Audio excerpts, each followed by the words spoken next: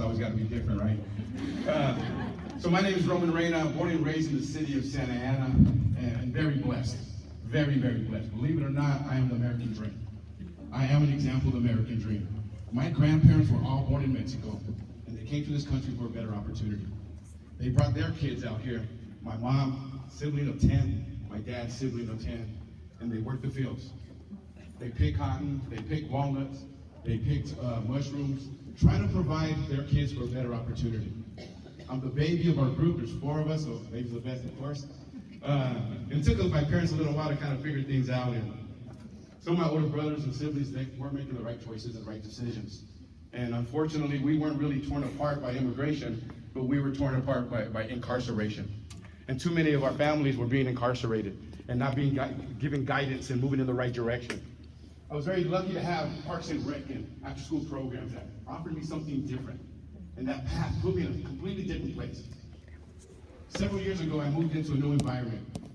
In Santa Ana, it's really close to adjacent gang injunction, which there's a lot of bad activities taking place. High dense area, a lot of immigrant families that are creating their own affordable living by having 2 or 3 family members or families living in the same household. You open the doors and there's 3 refrigerators. There's bunk beds in the house. The opportunity for hope doesn't seem strong. The opportunity for living that American dream doesn't seem to really exist. But I'm here to tell you it's a farce. It's possible. It's possible. I'm an example of that. I had the best training in the world. Surrogate mothers and fathers helped me along my line. My after-school program teachers, my lunch ladies, my moms that took us all over the city to drop us off for Parks and Rec or sports programs, literally took a community to raise us and move in a different direction. As I moved into a new part of the city of Santa Ana that I was mentioning that has a gang-infested area, the house was a rental house. So people weren't really taking care of it as much as they could or should, and really dilapidated and falling apart. So we started to fix the restroom. We bought everything that we need, and dang it, we forgot a few things, so we had to run to the hardware store. I swear maybe 20 minutes, but let's say an hour. We came back and they broke into my house and they stole my bathtub in the box. 2 guys in the middle of the day running into the box and nobody saw it, right? How crazy is that? And unfortunately, it's way too common for a lot of our immigrant families, regardless of what ethnicity you come back from. They feel that they don't have a voice. They feel that they can't create that change. So I went to City Hall and I knocked on that door and I said, I need your help. They said, Roman, we tried before, those people don't want it. I go, I don't know what you mean with those people, because I live there and I know your job is to help me. So get off your behind and you're gonna do something for me. So we went every single day, every weekend, knocking on door to door to try to get people to help. These are the problems that we have, let's work together. But the fear was real because of the gangs that were there, the drugs that were there. I said, Roman, people are watching who's going to these meetings. It's difficult, we can't do that. Wow. What's the best form of communication? It's face to face. We don't have that time or that luxury, but this is what we're doing, and this delivery system isn't working. We need to do something different. So we evaluated what we had, and we had a lot of Latino families that were having kids, and those kids were having kids, and morals and values and traditions weren't necessarily being passed down from one generation to the other. Woo! Let's have a Latino hero celebration. Let's educate our population of the people that have come and opened the doors before us. Cool, well, the first one said our job is, of course, is great. We did it in a small area, probably about as big as these 4 little pillars right here. Everybody was there that showed up. Maybe about 40 people were on the outskirts watching. What's going on? Is that for me? The community liked it, came out knocking my door. When's the next one? Really? You like this? You want to do another one? Yeah, let's do another one. Now, in my community, unfortunately, you can't walk down the street and make eye contact with somebody because something can happen, and it's a reality.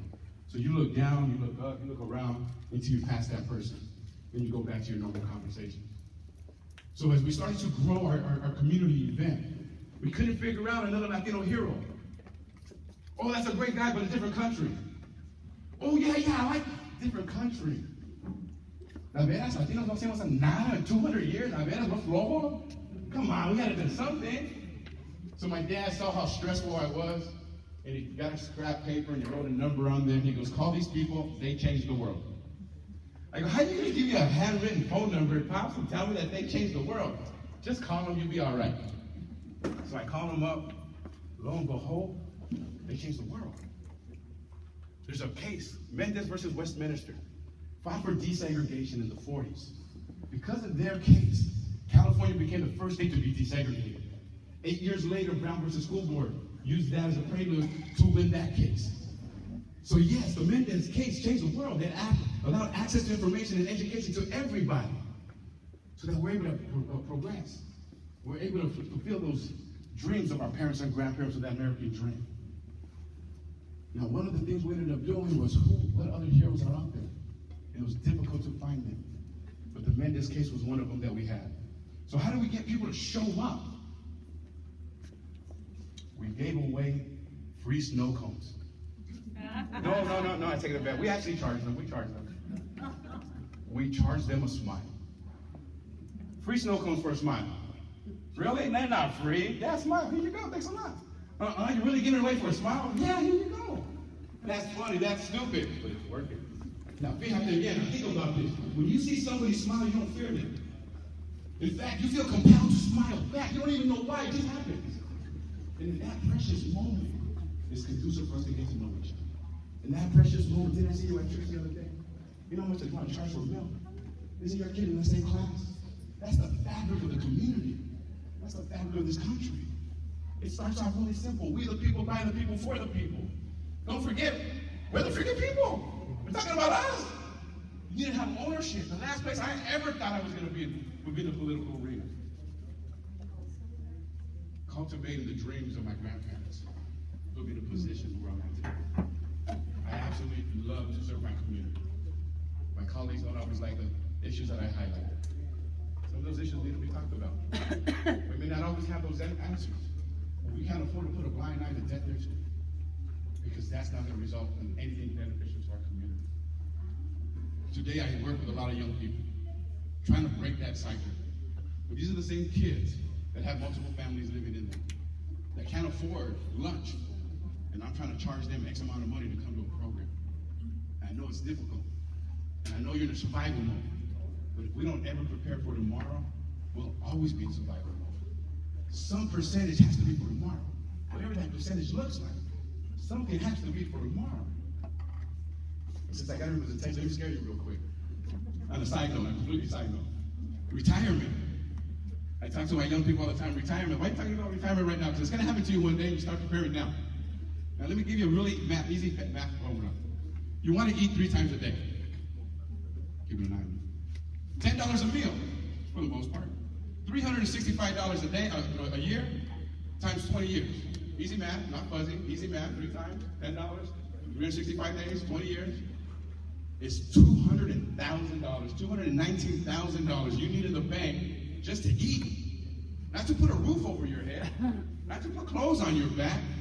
Solamente para comer. Now in my neighborhood, trash day's on Wednesdays. And what do I see on Wednesdays? Our community looking for recyclables so they can find something to eat. If our young people don't look for the future, they're going to be destined to be in that same path. But what's really cool about it is that they have the ability. They don't have to wait. They don't have to buy anything. They make the decision. More importantly, they get to decide how much energy they're going to put behind that decision.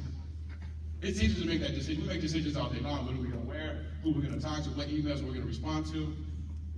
But how much energy we're going to put behind them is really what's key and critical. Again, I'm blessed. I believe I'm an example of the American dream. My grandparents came here for a reason. Just like a lot of the other immigrants. Just like a lot of other Latinos. We're celebrating that celebration this whole month. Which kind of hurts me because it's not a full month. It happened this month, it happened that month. That's messed up. But we're making progress. We're making progress. And we're talking about making progress right now in D.C. HR 6001. They're looking to actually put the first American Latino museum on the mall. So we're hoping that that gets through. Our city council, we just put together a resolution in support of that. That would be absolutely phenomenal. This is actually the last building on the mall for anybody to be able to utilize for a new Smithsonian museum. And we're truly hoping that the Latinos are able to get in there. It looks like my time is almost up. And so I'm going to use that to talk about time. I want to thank you for being here today. I want to thank you for spending your time here today. And you think that's really easy. You know, we talk about every program. Yeah, thanks for coming. Let's get started. But think about this. To me, time is the most valuable thing you possess. Because once you spend it, you don't ever get it back. But you intentionally came today. You know there's emails back at the office. You know there's work back at the office. You know your supervisor encouraged you to come.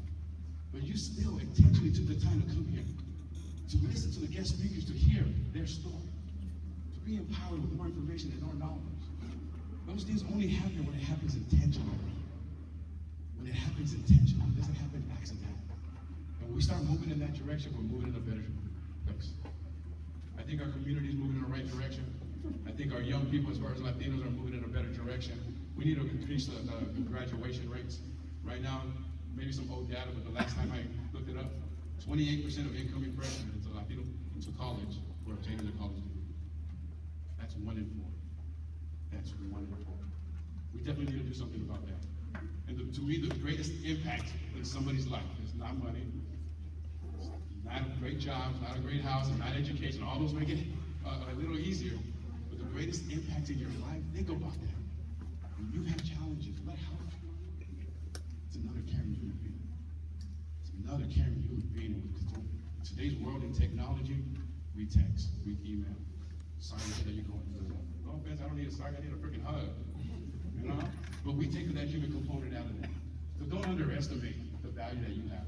Don't underestimate the value of a smile and the impact of somebody else. As simple as how you do today. As simple as how you're doing today. I want to again thank you for the time. They're going to kick me off right now. Appreciate it. Have a good day.